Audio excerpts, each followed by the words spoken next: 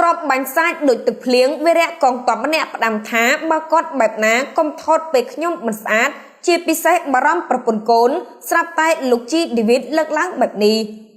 នេះបើតាមបងប្រុសដែលជាវីរៈកងទ័ពជួមុខបានឲ្យដឹងថាខ្ញុំនឹងនៅទីនេះការពារទឹកដីការពារប្រទេសជាតិនិងប្រជាជនកម្ពុជាឲ្យដល់ជីវិតនិងដង្ហើមចុងក្រោយរបស់ខ្ញុំពិតជាសប្បាយចិត្តពេញចិត្តនិងរីករាយខ្លាំងណាស់ដែលបានបម្រើជាតិមាតុភូមិខ្មែរនិងបងប្អូនខ្មែរទាំងអស់គ្នាខ្ញុំនឹងការពារឲ្យដល់ទីបំផុតមិនខ្លាចមិនរញរាត្រូវតែប្រយុទ្ធក្នុងនាមជាអ្នកការពារពីសត្រូវឈ្លានពានឲ្យបើសិនជាបែបណាសូមកុំថតពេលខ្ញុំមិនស្អាតមិនសង្ហាមិនចង់ឲ្យអ្នកណាឃើញខ្ញុំក្នុងរូបមិនស្អាតមិនសង្ហានោះទេនេះជាការសុំរបស់ខ្ញុំព្រោះខ្ញុំក៏មិនដឹងថាបែបណាដែរតទៅមុខទៀតព្រោះនៅក្នុងសមរភូមិដែលមានតែសម្លេងគ្រាប់ដែលបាញ់មកសាច់ដូចទឹកភ្លៀងនិងបាញ់ផ្សេងពុលហើយនឹងសូមផ្ញើរបស់ដែលខ្ញុំចង់យកទៅជាមួយតែមួយទេ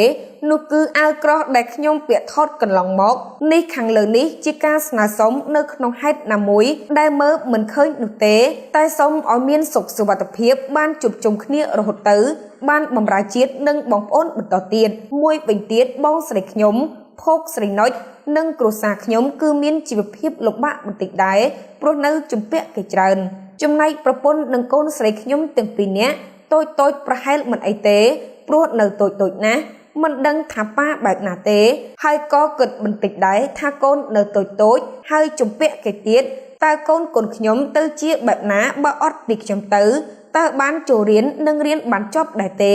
ខ្ញុំមិនចង់ឲ្យកូនខ្ញុំល្ងងដូចខ្ញុំទេខ្ញុំចង់ឲ្យកូនខ្ញុំរៀនដល់ចប់ហើយរៀនផ្នែកច្បាប់ដើម្បីធ្វើជាមន្ត្រីផ្នែកច្បាប់ដែរល្អការពារប្រជាជនស្លូតត្រង់នេះជាក្តីស្រមៃខ្ញុំចង់បានខាងលើជាការលើកឡើងព្រោះខ្ញុំអាចនៅសរសេរបាននិងរៀបរាប់បានអ្វីដែលខ្ញុំចង់បាននិងនៅបារម្ភព្រោះតែបើសិនជាខ្ញុំបែបណាទៅខ្ញុំមិនអាចនិយាយបានទេសូម្បីតែពាក្យថាទោះបីជាយ៉ាងណាក៏ខ្ញុំនៅតែតស៊ូយកនៅជ័យជំនះនិងរក្សាជីវិតត្រឡប់ទៅវិញឲ្យបានព្រោះពាក្យជូនពរបងប្អូនគឺច្រើនណាស់និងមានទេវតានិងដូនតាខ្មែរអ្នកតាមថែរក្សាច្រើនព្រោះនេះគឺជាទឹកដីដូនតាខ្មែររបស់យើងទីតាំងថតបានរត់ទៅថតឆ្ងាយពីទីសុវត្ថិភាពហើយមួយទៀតបាញ់ក៏ឆ្អែតហើយដែរព្រោះនេះគឺទល់មុខគ្នា